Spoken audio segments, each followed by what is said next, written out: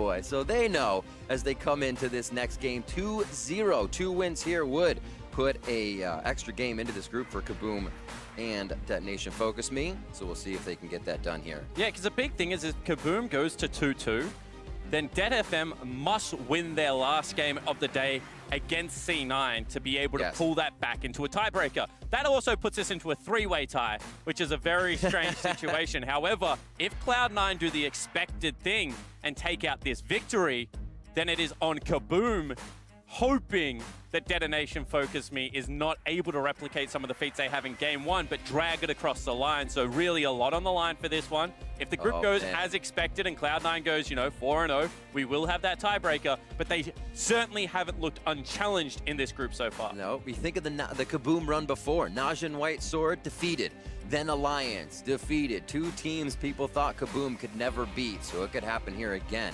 First phase of bans are done. And we see a lot of focus down towards that support and jungle position. Yeah, and I think this is really nice, just banning away one of the OPs in the top lane in the Aatrox, because it does open up the Urgot. Now, I was actually speaking to Vedius, as this is a trade that he thinks more people should make often, is being able to gamble on, okay, we're going to take out one. If you take out the other, then we have something else we can run, like the Xayah Rakan, maybe something like a Tahm Kench. But if they don't rise to that bait, being able to take the Urgot or the Aatrox is just such a powerful pick at the moment.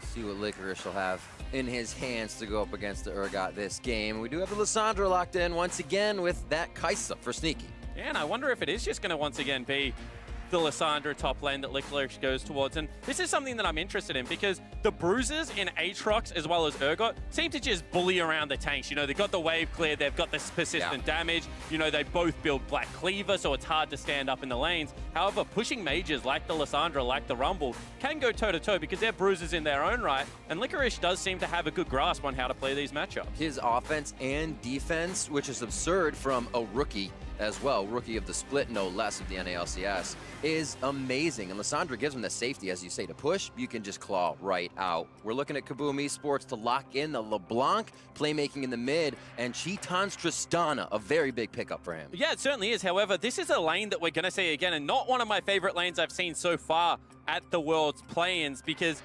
Tristana doesn't have the best range advantage against the Kai'Sa. Doesn't necessarily out-push at every stage of the laning phase either.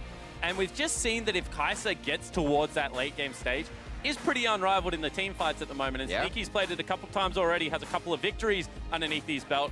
One of the hard carries for this Cloud9 roster, now once again going to have a team fighting 80 carry. It's just one of those things that maybe the gauntlet has been thrown one too many times. Well, that's exactly what C9 love. It's the gauntlet, right? That's how they get here. NA's 3rd seed, the gauntlet runs. And we'll see how it plays out for him. Nocturne is going to get locked in. Blabber goes a little bit more towards the aggression. I should say a little more. He's always towards that aggression. And they will get that as the Kindred also banned, and mostly banned against Cloud9. Yeah, and getting some exciting pinches here. The support champion pull. The Leona ban may hint the fact that they want to go towards something like a Rakan, maybe like an Alistar. Fight some fire with fire down. The Alistar actually banned away, so probably going to be the Rakan, and see whether this continues to go deep or whether they make the pivot here. What will they hit from Zeyzal? His Braum is huge, still on the board. You can easily see that last ban. His Thresh also got a few bans, as well as he was kind of crushing through solo queue as they got to Korea. And Riev's shown that he's willing to play the Thresh as well at the same time, and it's actually going to be the Rakan ban, so maybe wanting to force something like a Braum versus Thresh matchup here. And we've seen one range support so far, the Soraka. It actually had a very good laning phase, but afterwards did fall off. That was from Vivid. So also the ability to go deeper into the champion pool, I think, for some of these players that have been around for a while. There's that Thresh lock-in, so a little bit of the playmaking all around. KaBuM's gonna have to realize things change around 6. And they have to realize a Nocturne's gonna be coming in. What can kind of mitigate that? What can fight back and be very big, especially at that curve in the game? Braum for safety for Cheaton in the bot lane. We're looking for that jungler.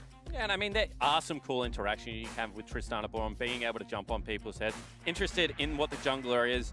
Potentially could just be a little bit of control with the Gragas. Could also be maybe just some hard farming, get something like the Olaf. I'd like to see a skirmisher like Xin Zhao, if I'm going to be honest, just because of the fact that they do have some fight-heavy lanes, but not going to be the case. No, going to be all for the team fights there and setting them up. Sejuani locked in for Ranger here. We've seen him be, I say, aggressive on his picks more so. Olaf and Talia so far, so now that Sejuani puts a little bit of tank in that mix. Yeah, it certainly does, and I mean, I understand why they've done it. They do need some team fight to be able to come out at the latter stages of this game, but I just think one of the ways you can look to exploit these teams is by picking the heavy brawlers. If you've got an assassin and a bruiser top side of the map, Xin Zhao makes a lot of sense to me. Also can take it to Blabber. At the same time, this is a pretty standard draft coming out of Cloud9. You know, they round it out with the Galio. They have some nice team fight. They have some great backline initiation with the fact that they've got a Nocturne as well as the Galio. And it's going to allow Blabber to play that aggressive game. So I think that Reapid has done actually a fantastic job at giving Cloud9 a really clear avenue to win this game. Each one of these champions is very much so, I guess Lissandra now, a wheelhouse champion for Cloud9, as you're saying. KaBuM is going to have the work cut out for him. Xanten's getting that Urgot, as we said, will be big. Can he play up against this Lissandra that I'm pretty sure most Urgots haven't matched up against yet? Yeah, absolutely. And that's one of the things about these flex picks that can really play mind games with you, is if you're not familiar with how the 1v1 goes, especially when you add things like Aftershock and Spellbook and all the variety into the laning phase, does come down to, you know, those microsecond decision making and see whether he's up to the task. Certainly had a better game this morning versus Detonation Focus Me on the Aatrox, just split pushing them to victory. Want to talk about kind of the role that Kai'Sa plays in these compositions, because one of the weaknesses of dive comps was if the support doesn't stay with the AD carry's in some trouble. Kai'Sa changed that dynamic a lot because she gets a massive shield off her ultimate and is able to follow through. We sort of paired a lot with Yasuo's and the like in the LCK because everyone was just able to get in. And I think that that puts a lot of pressure on KaBuM, because now if they mix execute once, if Galio gets in the backline, the rest of the team is going to come with them, and they don't have really an out-and-out tank outside of that Sejuani. So, you know, the likes of Chitan, the likes of Jinkedo need to be very careful in these 5v5 team fights. Gonna have to keep protection on those carries. KaBuM, the only team to represent the Brazilian region at Worlds more than once, now going up against Cloud9 again. A team that has made Worlds since their inception in 2013. And really just carrying sneaky from that roster, but the pedigree stays for these guys. With the skill, always bringing themselves to Worlds. Can they keep a clean score here through the play-ins? Yeah, absolutely. And you can see that Cloud9 haven't dropped a game, but certainly have been bloodied on the way here. First game of the second day for them. Need to shake off some rust, maybe. KaBuM, on the other hand, they're warmed up. They took their first victory, and this should be a relatively free game for KaBuM. They should be able to play quite relaxed because the favorites is Cloud9, and they would still be the favorites going into Dead FM. So if everything remains unchanged, KaBuM is still guaranteed their tiebreak game. So this is kind of the free shot to get out of groups, and we'll see whether they can make it stick.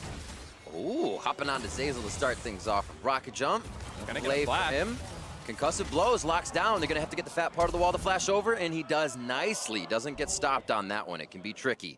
And he finds himself safety, but at that cost of a flash. Yeah, you might wonder why didn't they flash after? You know, with the exhaust, certainly not going to be able to guarantee that kill by any stretch of the imagination. Don't really know who's hiding over the wall, but that is very cute from Chitan. We talked about it already, but the interactions that come through from Tristana jumping in, you know, Braum's follow-up, a lot of damage at the early stages of the game is carried into that passive. And now without a flash, they can really target that bottom lane. That's fantastic homework by KaBuM. I mean, yeah, they kind of go outside the box, but how many people are going to jump your AD carry into just nothing at the beginning of the game? Absolutely crazy from these guys to get a little bit advantage in that bot lane. And we'll see the junglers now opposite sides of the map as they start off. Yeah, and for those that didn't catch the pre-show today, we talked a lot about these support mages versus the likes of the assassins and why we're seeing more and more. And I think it is because a lot of the mages and mid lane picks we're seeing at the moment are the Yasuos, the LeBlancs, the Aurelias. And then the easiest way to kind of shut those down is by big team fighting presences in the likes of Karma, Lulu, Zillion, and Galio. And I've been so impressed by Jensen because in the past you would have said, you know, control mage player, aggressive, also known for things like his fizz back in the day. But I think that he really has adapted to Blabber being on the lineup and shown how much of a veteran he is. by being able to play that facilitator role that the team needs. And I think that, you know, this game is another one of those strings that you can add to the bow, because he was playing aggressive picks like the Rise, like the Aurelia, but now goes back to the support mid lane, and he's just going to look to control around the rookie jungler. It became one of the things that Cloud9 was overall known for throughout the season, is being able to change that swap of Jensen and Blabber, or Golden Glue, and, sorry, Svenskeren. But knowing that Jensen could also vary his champion pool, like you were saying, became a huge point for keeping him in, and also seeing how that group worked. Yeah, absolutely. Obviously, Ranger had watched the Dead FM game versus Cloud9, because just backs away from that range. It is going to be a little bit of an invade coming through. Nothing really happening as they trade sides on the map, although Jinketo wants to have something to say about that potentially. Like he is safe in lane. No real push for the mid lane minions, so nobody can step out too early to give that aggression. Things starting off pretty safe all around, all things considered. Licorice not drawing too much pressure, but that's what kind of we were saying with him. Good offense, good defense, and he absorbs so much at times that it allows Jensen, Sneaky, and Zeyzal to just kind of have a free map. Yeah, absolutely. And I mean, what we're seeing right now is just farming lanes. And when you have a look at the teamfight presence that's going to come out of Cloud9, they're going to be happy with that all day long, you know. They feel like they have the veterancy. They feel like at the moment they've got the easier composition to execute upon. Now it becomes up to Ranger, you know, potentially at that level 6 mark to try and get into the lanes, try and impact, or whether they can just set up some plays around neutral objectives. Because one thing KaBuM has been able to do very well in the CB LoL is control that mid-game portion. Not necessarily something that is easy to do on the world stage, because once again, you're going against the best of other regions as well, but certainly one of their strengths domestically. Team to get to kind of Baron very fast, and with their Baron power play numbers, close out the game quicker than most. It's a question though, is will Cloud9 allow them to get to Baron fast? What position are they in when they have to play from behind? And I think that's what we actually have seen KaBuM do very well, is kind of recuperate from bad moments. Here, Kato getting a bit of damage as Jensen throws out the taunt, but KaBuM, as we said, that mentality being at the right spot is something you have to have here on the world stage. Blabber liking this top lane, Riv. Slowly coming in. Looks like they're going to get the force flash here on Xantins. He tries to get away from the terror, but he will not. Trying to flee in the right direction, but it's not going to help anyways. Blood in the water for Blabber and Licorice. And one more time, that's just a beautiful setup. They stay persistent with their game plan, which was obviously get Licorice ahead. And they just read the gank very well. You know, they play it very nicely and able to pick up that first blood. And now with that, they're going to have the push. I mean, this is just Xantins trying to make the turret hit. Probably wants his first shot by this stage of the game. Has to use the flash to get the full length of the dash, and they just flash in front of him, guarantee all of the CC in the world. And, you know, it's the little things, but you just like to see the ganks played the right way, and that was very well played by Licorice and Blabber. Very calm, cool, and collected. Now Ranger is trying to do that on the bot side, but realizes he was hatching a ward as Sneaky throws out a Void Seeker. Bags of money going left and right. 41 to 45 in that lane, as it hasn't had too much aggression from the jungle. Yeah, and I thought that that was where we're going to see some fireworks, because generally if you take out especially a Thresh's flash, down, not going to always be able to go aggressive. But at the same time, you know, Blabber put some good pressure on top side of the map, maybe made Ranger's job of where he wants to go a little bit more difficult, playing to the tune of Cloud9's jungler as opposed to his game plan, and it is much easier to execute on all the CC that's going to come out of a Lissandra lane, so certainly advantage Cloud9 early in this one. And as I said, I think that the game gets easier as it goes on. I think the ball really is in KaBuM's hands to be able to make some of these plays work. See whether they're able to do it, Riv, because right now looks like it's going to be a rough early game. Well, rough is kind of what KaBuM knew. A team that has been able to make it to the finals of 2017. Holding thought. Jensen's forced to go out taunt again and pull Jinketo into turret possibly. But we saw that KaBuM was actually relegated to their challenger circuit at one point, and Riev and Xantins was on the team at that time. They've said that that was almost an imperative time, an essential time for those guys to understand how to use that emotion, come back, understand that you can get back to a point where now they've won 2 seasons, are at Worlds.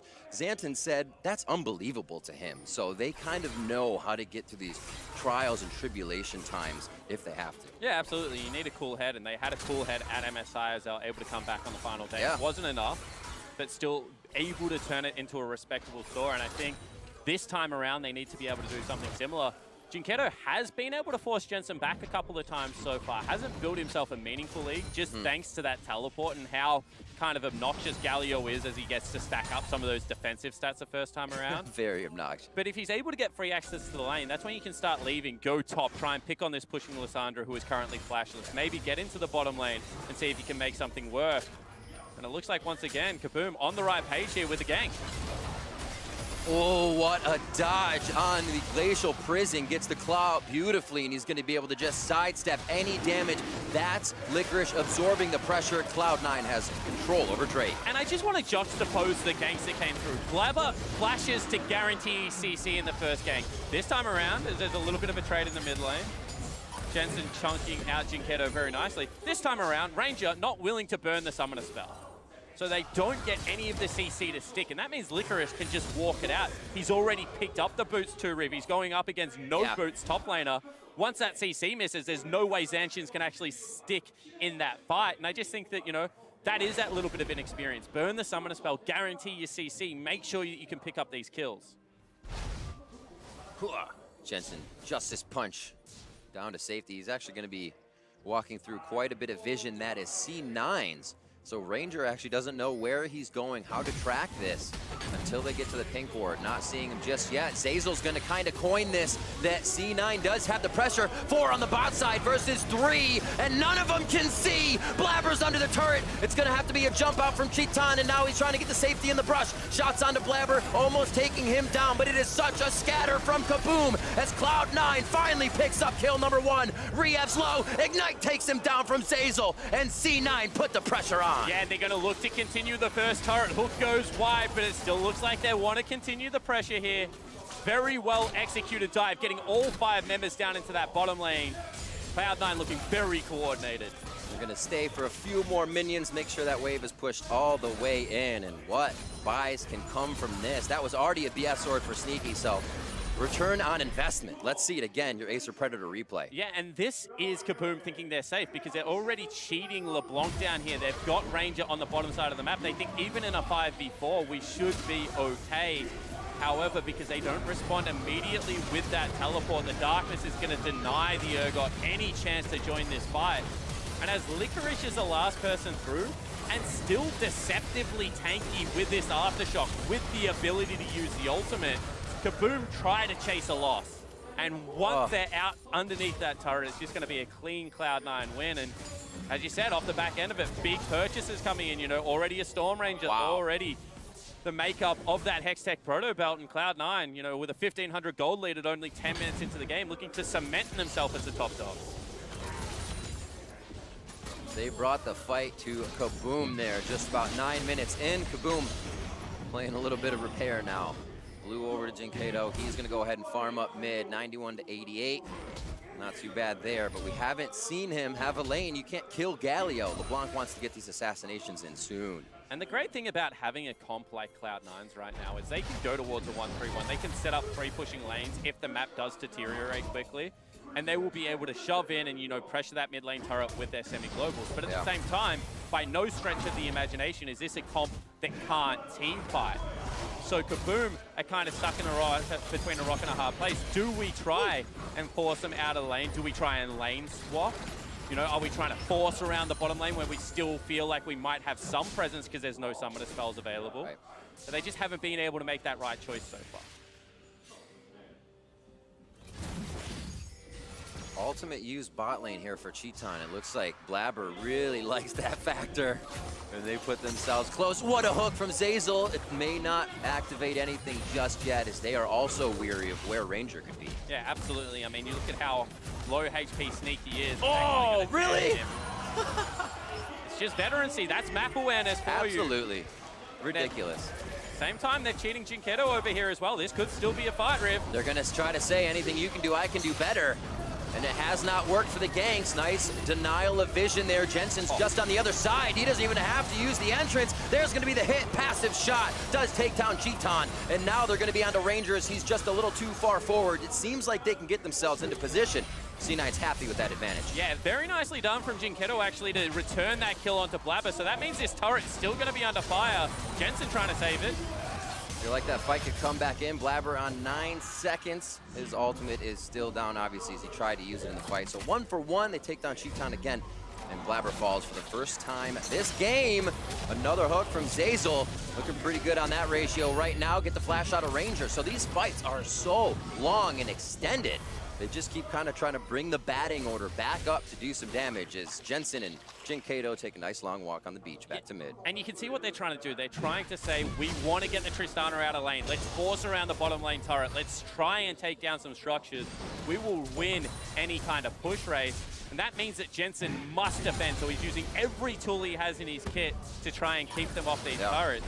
He's just losing out on some trades, however, and that means Jinkato has a lot of freedom to help the bottom lane. Here it is again. You can see he gets there first. They're able to get some crucial tools out of Blabber. But as you mentioned, Zeyzal is just playing the Thresh to a very high level. This is what we wanted to see as it was locked in. And if that trade wasn't there, they would have been able to continue the fight. They had the utility to be able to go for it, but KaBuM ultimately get the reward they're looking for. They ultimately do get that bottom lane turret and now can mobilize around the map.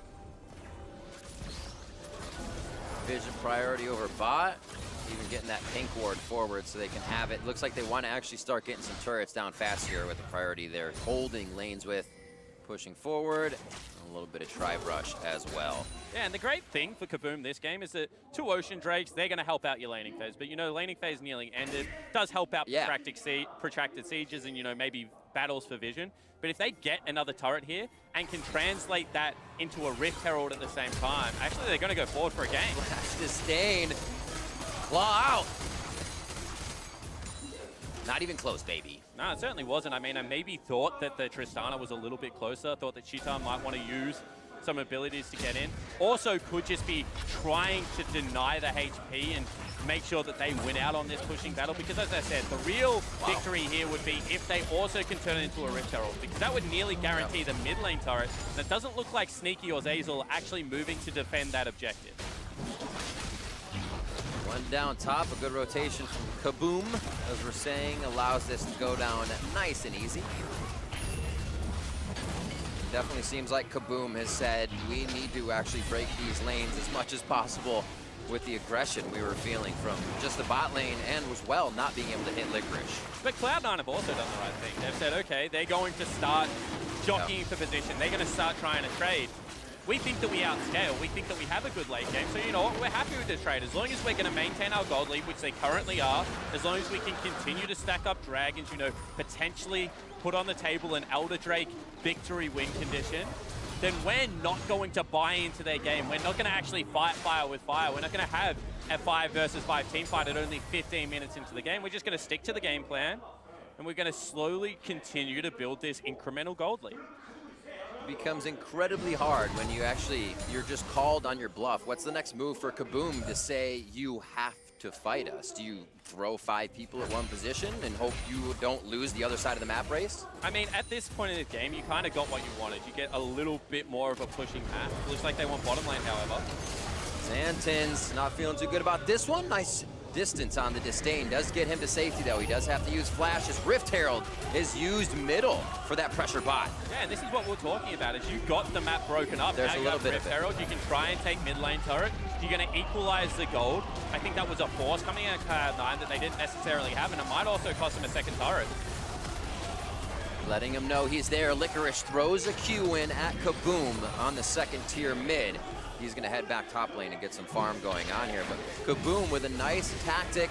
They're not waiting to kind of activate these things, which Cloud9 will pressure very hard. Cloud9 will see that you're waiting. But the good news here is that KaBuM's been able to get Cheeton to every single turret take. So he's building up this goal on the Tristana, on the hyper carry. He's going to have to shred through, you know, a tanky Jensen, but that's kind of where the tank line ends. We've already heard from Jat the way that Licorice's, you know, pseudo-bruiser Lissandra is going to work in this situation, but certainly not the same as a pure tank. That's a face check. Let's see if he can make it out of this one. That's going to be the tomb down, and so is Licorice. He's going to make Jinkato happy on that one, and the pressure finally pays off topside. 2-0, saying Jinkato needs to get this LeBlanc going, and he has put 2 on the board. Yeah, he certainly has, and this is something that I criticized Cloud9 for actually on day one, is when not every person is visible on the map and you have incomplete vision control. they've just walked from top lane to Rift Herald to mid lane. So you have to assume that they have vision in your topside jungle. So they're going to feel free to be able to walk through all of that space and set up some traps. The way you combat that is push in, make sure the other 2 waves hit turret, be patient with your lane. Licorice a little bit impatient, face checks the brush, falls down. That guarantees some more farm. That stops the push that's going to come in this mid lane. And now it's actually KaBuM with a very meaningful lead just because of the last 2 mistakes that Cloud9 have made. You know, ganking Zancians in the bottom lane and also face testing that top lane brush from Licorice means that, you know, the pressure is starting to mount here. That KaBuM global taunt is coming back. How much does it play on C9's mentality? Probably none right now, but it's fun to think about that KaBuM makes these runs now, representing Brazil again, and can go through 2 extremely powerful teams to find themselves in a great position. And I still think that Cloud9 are finer in this game, right? It's only 600 gold. They're still building towards their objectives. But this early game just really has shown that the play-in regions are starting to get their macro game under control. They're starting to play at least a similar game of League of Legends. They're not just playing Deathball. If we kill them, we'll be able to win the game. You know, they're down in scoreline, but they're up 3 turrets to 1, positioning very nicely around the map. And once again, Cloud9, they've traded it for some dragons. But certainly need to be aware of KaBuM's ability now to take, you know, maybe a 20, 21-minute team fight and try and transition that into maybe a Baron, maybe a little bit more bottom side control, because that's what Zancian was able to do against Detonation Focus Team.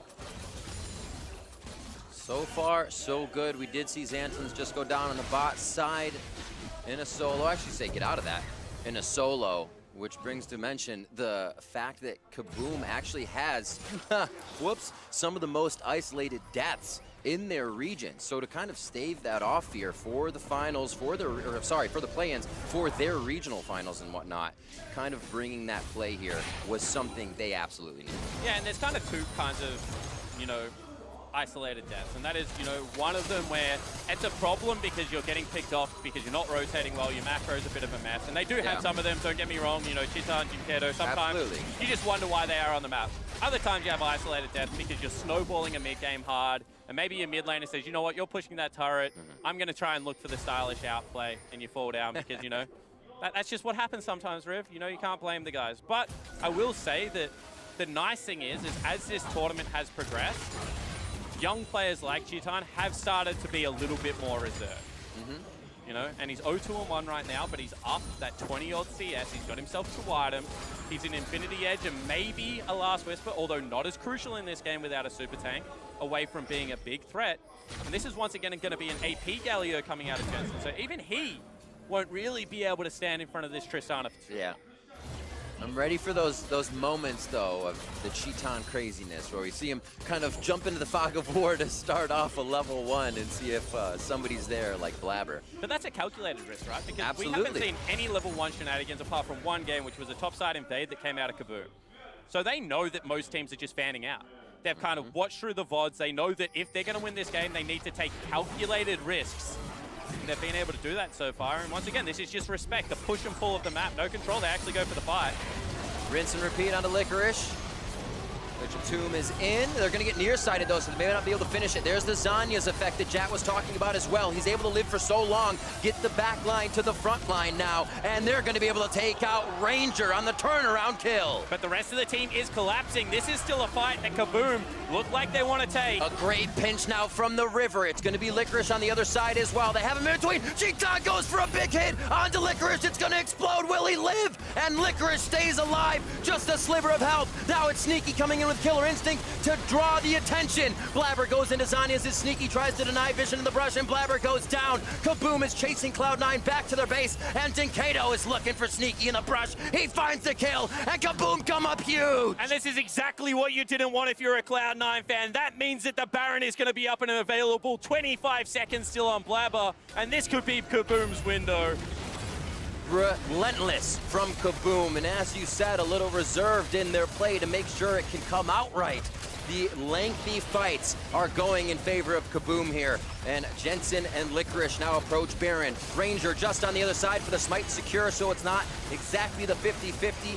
Nocturne ult is down even if Blabber comes up in 1 second. Rehab close to going down, but he gets the shield and he's safe. That's gonna be Xantin's low, Cheaton low, they're all in the pit still. Licorice forced to use the stopwatch once again as Jensen starts to take shots. And they will lose Cheaton in that fight along with Xantin. And they both live on the back end. Jensen and Licorice play that to perfection. And now maybe the shoe's on the other foot. No, Sneaky going bottom lane. They take that big sigh of relief as they force KaBuM off. Absolutely imperative play from Cloud9. It had to work, and now they have the pressure in mid lane. As you said, Sneaky clears up the bot and a bit of breathing room here after the game was just tied at 5-5 for that Baron. And that looked like it was the play, but Cheaton went over the wall. There was just a couple of things that didn't really add up there, Riv, but really you do just have to sit back and admire how well they played it.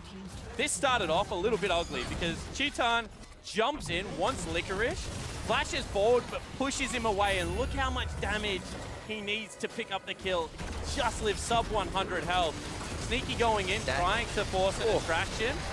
And that's kind of where the fight swings back, because now it's a big numbers mismatch. You know, already a member dead. Licorice forced back to base, looking for a way to teleport back in. Junkedo and Titan able to clean up the back end of the team fight. But that rush of blood, kind of the double-edged sword, because then the Baron play afterwards looked like it was going to go so well, but got very ugly quick. Here that is again as well. Because here they are, you know, Ranger's not tanking it. So they're all losing crucial health bar. And then as soon as Cheaton goes out of the pit, there's no consistent damage left. So he feels like he has to come back in. Of course, if you're behind Baron, you take increased damage. And it's actually ultimately Baron, as well as a nice Q coming out of Jensen that's able to pick him up. And the fact that Licorice lived on the back end is, you know, insult to injury almost. As KaBuM thought they had everything there. The instant potion as he came out. Stopwatch is almost ready as well. Ultimate's up, and those kind of sync with each other quite nicely, just off by a few seconds. So you're always expecting that from Licorice. And it allows him to make the plays the team said he was calling before, too, for these flanks. But can they start to come together a little better here? KaBuM seems to be really on fire for the fights. C9 back to safety, wards on their side of the map around that Baron area. It is becoming the position to jockey for, and really could be the point to break the game. Yeah, and I mean, Xantin still looks like he's tanky enough. So I think that they still have windows where they can fight, and maybe actually one of them could be in the top lane here. Quick hit. It looks like Junkedo's gonna live on this one. Jensen very low, but he stays alive. Blabber now looking good, and KaBuM is just going through the lineup. One fight after the other as C9 is not as ready as they think they are. Yeah, one more time, that's a jungler falling down. Blabber thought he could get in there, save Jensen's life. He did that, but at the cost of his own. No Baron going to be the objective this time, but you can see KaBuM with that, you know, mobility, with the ability to get to these fights very quickly, just able to eke Cloud9 out. So just holding off 3 Ocean Drakes. Cloud9 can kind of stay out, avoid these fights. They did so well in the early game. 3-4-man dive on the bot side kind of escalated what Cloud9 was able to do. That was traded back by a dive by KaBuM as well. So a decently active early game slowed down. Now we have that 7-6 where KaBuM is really starting to fire back. 25 minutes. Infernal Drake is next. We'll see if Cloud9 can keep control on that objective with Baron looming over this game. Yeah, we talk about it all the time, you know, play towards your win conditions, and I think that KaBuM actually did a great job of that. You know, we've got a quicker turret pusher, we're going to build raw AD, we have ourselves a Tristana, let's play towards that. And I think that Cloud9 were doing a good job of slowing the game down, but it kind of lost sight of that in the last couple of minutes, getting caught out, and it looks like there's going to be another potential catch coming in one more time. Not too much movement for the rest of the team. Looks like it's just going to be a Lantern if possible. He's saying, I'll be down. Grab this, friend. And they are out safely. Yeah, so not able to land the chains. No CC coming in that time. But now the game gets a little bit more dangerous because you've actually got yourself an Infinity Edge built up by Cheaton. You can see how back and forward this game has been already. Always within that 3,000 gold mark. 1,500 either way. This looks like it's going to actually be some explosive team fight. That's a base check. Heck yeah, usually you want to get off the wild ride, but can we go for another round, please? 6-7, still no kills coming out of there. Stopwatches, looking at the summoner spells that are up. Zazel's flash is down, I think, actually to get safety over to Jensen on that last play. So it is going to be down to the wire here. Everybody has everything to use. Sneaky getting jumped on with Rocket Jump. And Cheaton is really starting to pull out all this stuff. They know he doesn't have jump, so Blabber wants to go in immediately. They say Sneaky and him can take him down. Blabber still has that stopwatch, but he's going to be suppressed and taken down. Fear Beyond Death. He's coming up from Guardian Angel, rather. And now it's Xantin's going to be taken down. Good hits onto Ranger, but he quickly Arctic assaults the safety. A chase from Jensen, and Jinkato is in their face. They got him. Blabber goes down eventually. Rehab, as this fight is scattered, just finding members that cannot get out of the fight fast enough. From C9 onto KaBuM, and that is a 3-for-1. And that could be a crucial pick, actually, from Jinkato at the end, because it took down Blabber, which means the jungler not there. If Ranger can get within distance of this pit, that's going to be a smite battle that he can win. Cloud9 probably have to look for the turn here, Riv. They're getting pretty healthy as well. At least Licorice, he's staying off Baron with that Ocean Drake triple, getting him healthy. Jinkato from one side, he gets hooked. Zeyzal has been hitting all of the hooks, roping in KaBuM, and it is going to be a 28-minute Baron for Cloud9 after taking down 3 members of KaBuM in an incredibly mid-scattered fight. And they even wait for the jungler to come back up. There's going to be a great timing. Dragon in a minute, and Cloud9 finally get the team fight they're looking for. You said you wanted to see more of the aggressive Let's Titan. go. I said, please no. We got to see it. He jumps in and he pays the iron price. Just gets taken down. You know, you think this could be the fight they're looking for, but because of the GA, you know, no fear coming out there. Zanchin, very tanky. It takes a while for him to go down, but ultimately not tanky enough, and that's just inexperience. I said he's done such a good job of suppressing that instinct of wanting to go for the highlight reel plays. But unfortunately, that one cost him a lot. You know, it's funny because one of the first plays after watching a few VODs that I saw of him going crazy was Shox's tweet, and Cheaton is crazy, diving under the turret, doing things just like that. And man, you know it's still in there. It's still kind of lit, the fuse. He is ready to go forward. Zeyzal and Jinkato saying hello. Sneaky with a beautiful dodge there to stop the initial damage from coming in. Yeah, but the good news is that they've now pushed them towards the top side of the map. Dragon coming up in 5 seconds, so they know that they have a late rotation. There is a potential to just try and chunk this one out. It's going to be the first real meaningful Dragon of the game in that Infernal, and I'm sure Cloud9 would love it. But you got to really respect the poise of Cloud9 of just pinging back and pinging out turrets.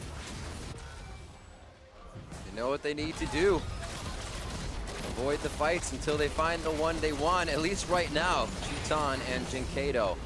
They were kind of the two we were looking at. With a Braum, a Sejuani, and an Urgot, did they have enough to power through this team of C9? So far, so good for KaBuM.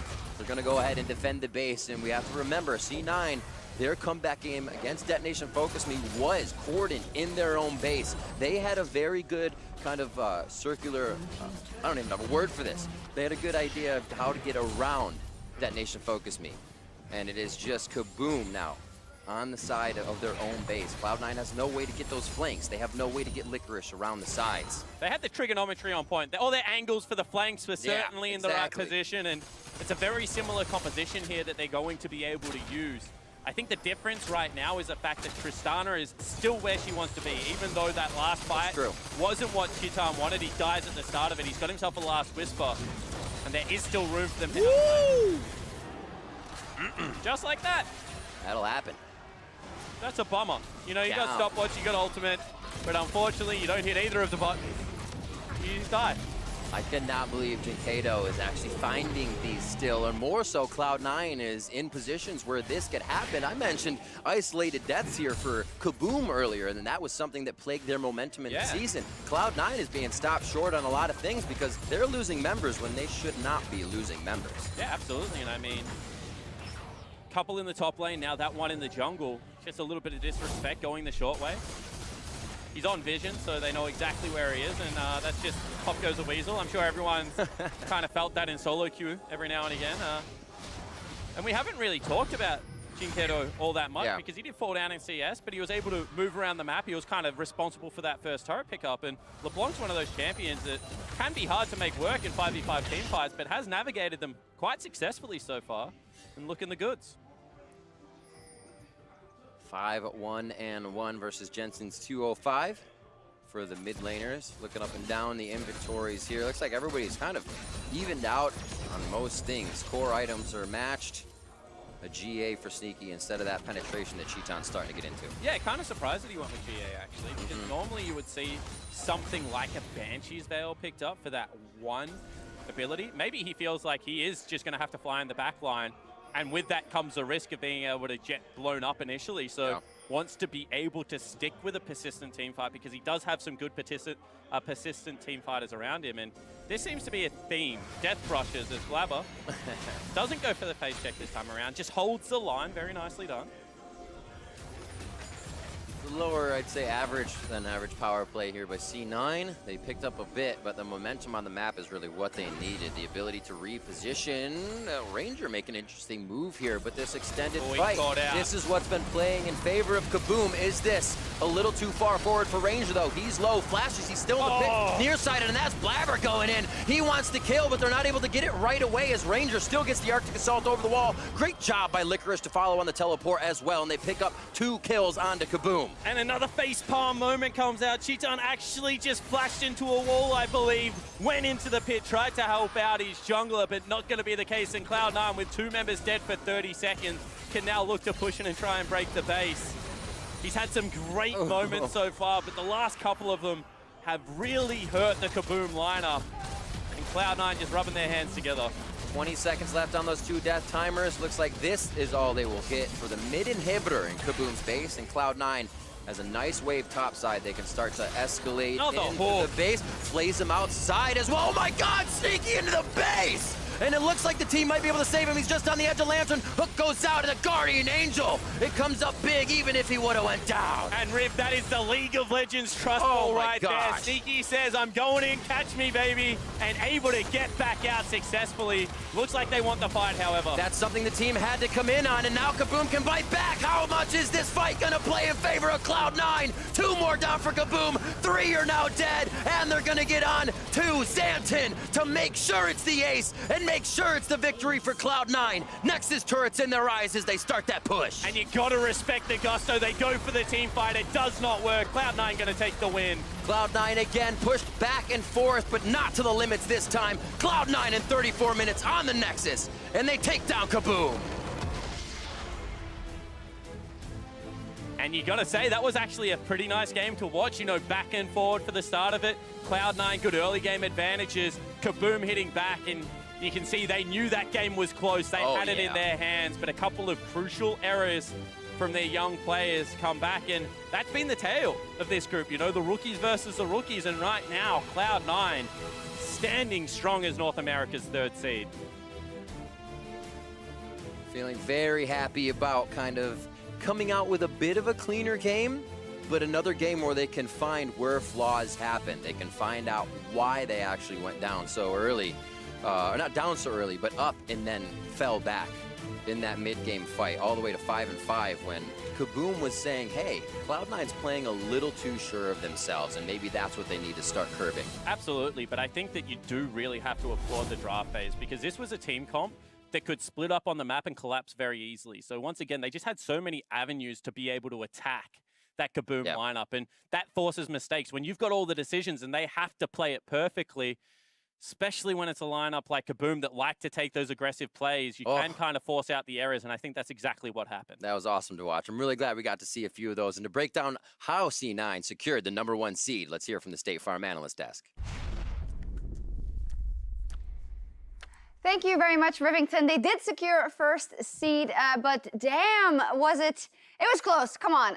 Let's be honest here. KaBuM put up one hell of a fight, and I'm not sure how it ended up in that position because they did get first blood. Everything seemed to be going well. So can you guys break down of how this game became so interesting? This was a game where it felt like C9 had a lot of plays that they were making that should have been really explosively in their favor. Like conceptually, all of them were pretty good plays, but their execution on all of them came up just short enough that they never closed the door on KaBuM. And then KaBuM made a ton of good plays to get back in the game as well. Yeah, you're right about the execution, and I'm going to focus more towards Blabber because on the Nocturne pick, there are a few Nocturne players in the LPL that I look towards. MLXG is a good indicator of that, where you can actually maximize the Nocturne, like the darkness of that one. You don't have to just jump straight in. So there was a few times where he either killed himself or the bot lane died, even though he got 2 kills off. It was like, well, you went in way too early. So there are just a few points that they can actually tweak to get incredible leads. This was the second one, actually, when they got a great teleport on the Galio to come in behind and counteract the dive coming through from this team. Right, the big thing about this is if you time the Nocturne ult correctly, they'll have no idea this Galio ult is coming in. And so Nocturne could have ulted the closest target as opposed to the Tristana all the way in the back line to distract them so Galio gets a 4-man taunt. Instead, he goes for the closest target.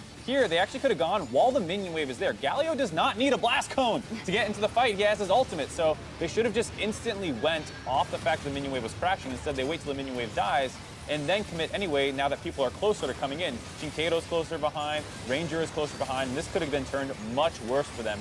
All these plays that they had could easily have been 3 for O's and turrets being taken, but they were not clean enough at all, and especially, like you said, the Nocturne always going in too far or too early. Yeah, we're commanding the like aggressiveness and the initiative, I guess, but it needs to be cleaned up left and right, and also the fact that it turned into in such a close game. We do have a replay to show what happened exactly in the top lane. That was just one of the moments where KaBuM, also to their credit, did very well. I also just want to talk about Jinkeido throughout this entire game. I think he was a standout player. And G9 immediately getting straight on top of Licorice. So just this is a point where KaBuM, you have to be having great communication in this moment or C9 will be able to come right back. Sneaky getting chunked out to Jinkeido, as you've already mentioned, on top of his game to be able to clean that up. So this is a great opportunity for KaBuM to be able to pick up the fight, separate the carries, and move on towards the Baron. Yeah, and unfortunately for them, Licorice was able to come back with his ultimate available. His Zanya's picked up, and so he's able to run decoy, like Jad was saying, with this Aftershock Lissandra staying alive for so long, as well as the Galio, who's kind of a tank as well. They're actually able to get a kill here and just barely have Licorice get out. So they get 2 for 0 off the back of what was almost looking like a disastrous play again. And I think it's rightfully so that we look at, why this game could have turned on its head, because we have to remember that C9 is, of course, the 3rd seed from the NALCS and carry expectations with them and are expected to get to the group stage. So what do you guys think of what we've seen so far in some of the games? I also want to call up the Detonation Focus Me game where we thought, okay, this is the one-off. Is this then the two-off? And what can we say about the level of the play? I feel like all the teams that we've seen in Group C are actually not like overperform or underperform. This feels like their level. Like C9 can drop these games. They haven't done it yet. They've been just barely clean enough to avoid it, but both KaBuM and Detonation had games that were very winnable. KaBuM and Detonation were trading against each other in games, so it feels like C9's a leg up, but just barely. Yeah, and I would say if it goes into a best of 5, that Cloud9 is the better team. They should move over towards the group stage. But these are good lessons to learn, and I wanted to start having that discussion between Sven and the other jungler, Blabber. Well, I do agree. When you say it'll be fine in the best of 5, we just said that they barely get these games, and we saw 2 of them now. You have to win 3 in a best of 5. I don't know. I don't think it's as clear-cut. I definitely don't think they'll drop it, but I think it could become close against some of the 2nd seeds, possibly. Right. I mean, like, regardless of Group B, G2, or Supermassive, like, that's a team that I think has a great chance against C9, even if they get it as a 1 seed. So I think, they have a lot of things that they need to clean up, and obviously, whoever's getting out in the 2nd seed is still up in the air. Yes. And remember, the hardest group for them, if they're going up against a 2nd seed, it would be Group B. So if they ever go up against a G2 or a Supermassive, that's when it gets really dicey, to your point. So I actually appreciate that. And I want to see if that's the case. I think it would still be Cloud9 coming in as favorites, but should be clean for any. I think they should be the favorites in whatever matchup they end up in. They also still have that match versus Detonation Focus Me at the end of the day where they can just show what they've learned now in this one. Then on the fact of KaBuM, what did we think of that? And do we think they'll be able to repeat their success over Detonation Focus Me in the last game? They need to. They need to, I would say. Oh, if they get a tiebreaker. If Apologies. They get it. Exactly, if they that get ends up happening. So my biggest issue for KaBuM has actually just been how they played Barons. 3 times out of the entire, the last 2 days that we've seen from them have been disastrous around Barons, and whether they want to pick fights or how they actually end up sending someone over to secure the Baron. It's rough. These are, honestly, you look to these, and these are easily solvable plays. In their own region, a lot of the times they haven't been having those issues. They've been coming back from Baron situations. So it's rough. I would say, I already mentioned it beforehand, that I have a lot of faith in Detonation Focus Me to come out ahead on this one, if the tiebreaker does come through. Okay, we'll see if that happens. To round out this game, we also have to announce our MasterCard player of the game, Sneaky. We saw a wonderful move at the end of the game. I don't know at what point we'll be seeing that, but he just jumped in as Kaisa. He didn't give it F.